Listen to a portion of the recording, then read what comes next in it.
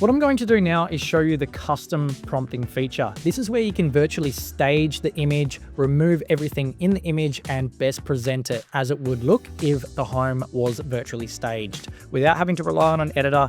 Instant results. So what we're going to do is go down to this custom AI prompt section. What we're going to type is remove all items from this room, replace with modern bedroom furniture, queen bed, 2 bedside tables, and a plant. The model's going to understand what you want to do here, and then we just hit enhance. Now it's generating the image.